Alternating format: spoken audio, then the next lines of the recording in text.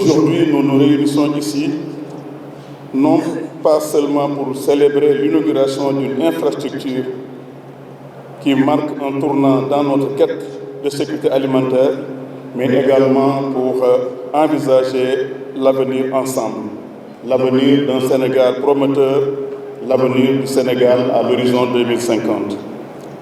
Cette chambre froide de Swami Agri Amban n'est pas seulement une infrastructure. À notre vision, à nos yeux, elle est le symbole d'une vision audacieuse, celle d'un Sénégal qui se dote de moyens pour garantir sa sécurité alimentaire, son développement économique. Mesdames et messieurs, imaginez le Sénégal de demain, où chaque assiette pleine de fruits, de légumes, de pommes de terre et de légumes divers, où les produits non seulement cultivés au Sénégal, mais également reconnus et appréciés au-delà de nos frontières. Ce rêve est à notre portée. Il exige un engagement collectif. Et cet engagement, on le doit à un seul homme, M. Dinesh, que je vous demande d'applaudir. Dinesh, je l'ai rencontré il y a 10 ans, alors que j'étais maire de Sanguéla. L'une des usines de batteries solaires, de batteries automobiles, a été amenée à Sanguéla grâce à lui. Je voudrais vous remercier, Dinesh. Je voulais vous dire que le Sénégal a besoin d'entrepreneurs de sa trempe, d'entrepreneurs audacieux, d'entrepreneurs visionnaires dans le domaine agricole, mais aussi dans le domaine industriel. Et je voulais, au nom du chef de l'État, vous dire tous les hommages de l'État sénégalais, tous les remerciements de notre gouvernement, vous et vos équipes ici présents. Je voulais aussi rendre un hommage au directeur du conseil d'administration, qui a été aussi de cette partie. Je voulais vous dire merci encore. C'est pour ça que je m'adresse non seulement aux producteurs de la région, mais également à vous, acteurs du secteur privé. Votre rôle est essentiel, car sans votre investissement de 5 milliards de francs CFA dans le développement de la chaîne de valeur froid, notre vision restera un mirage. Encore une fois, merci à vous et à vos équipes. La campagne de commercialisation de la pomme de terre sénégalaise est déjà en cours et nous devons la soutenir avec ferveur. Vous pourrez compter sur nous. Mais pour que cette campagne soit couronnée de succès, il est impératif que nous développions des infrastructures de stockage et de conservation de produits agricoles. Le gouvernement du Sénégal a chargé le ministre de l'Agriculture, mon frère Mabouba Diagne, et moi-même de faire en sorte qu'on puisse construire 40 magasins de stockage froid sur l'ensemble du territoire sénégalais.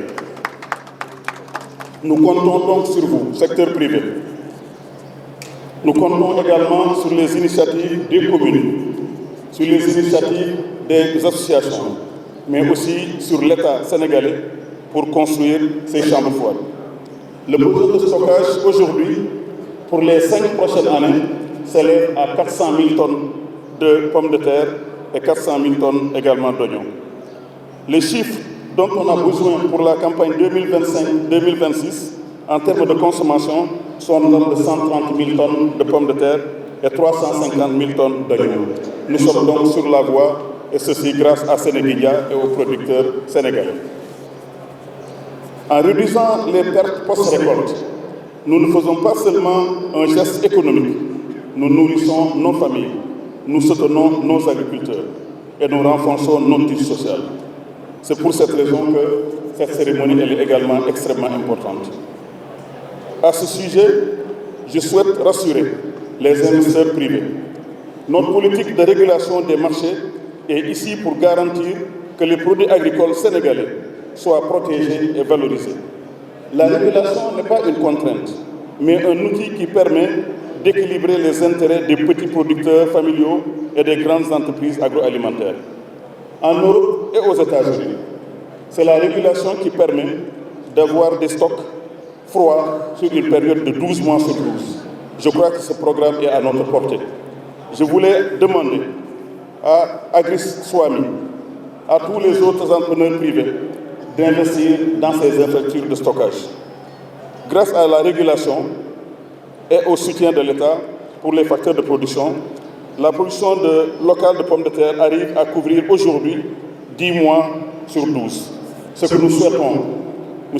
Dinesh, c'est qu'en 2027, que cette production couvre 12 mois sur 12 pour qu'on n'ait plus à importer de la pomme de terre et qu'on n'ait plus aussi à importer de l'oignon. Voilà l'objectif que nous nous fixons pour vous et pour les autres producteurs sénégalais, à tous les Sénégalais qui sont dans l'agriculture.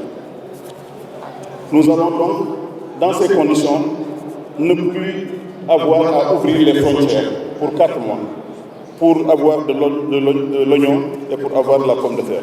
Nous comptons sur vous pour atteindre cet objectif. Encore un peu d'effort. Le Sénégal ne devrait plus être un pays comme les autres importateurs de pommes de terre, mais un pays exportateur de pommes de terre.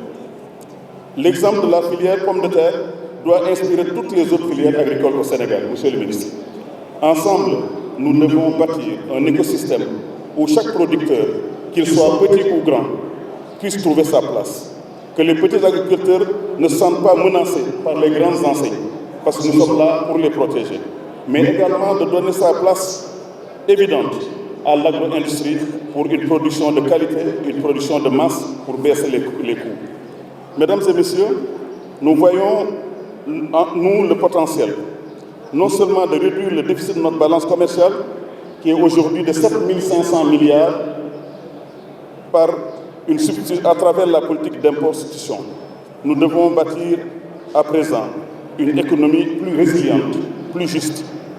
En cultivant notre propre nourriture, nous cultivons notre dignité, notre indépendance, notre souveraineté et partant notre fierté nationale.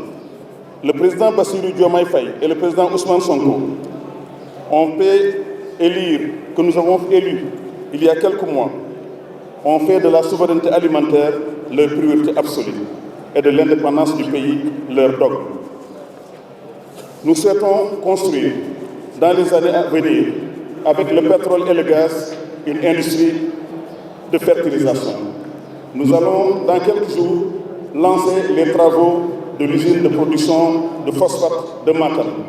Et nous allons, peut-être dans quelques mois, commencer la production d'urée ici au niveau du Sénégal. Ainsi, dans 5 ans, le Sénégal compte ne plus importer également des engrais, mais doit aussi, sur le plan de la fertilisation, un pays souverain pour produire 2 millions de tonnes à l'horizon 2030 et 4 millions de tonnes à l'horizon 2035. Voilà l'ambition de notre gouvernement à travers les phosphates de Matam et l'urée au niveau de Saint-Louis avec la GTA et l'usine d'urée.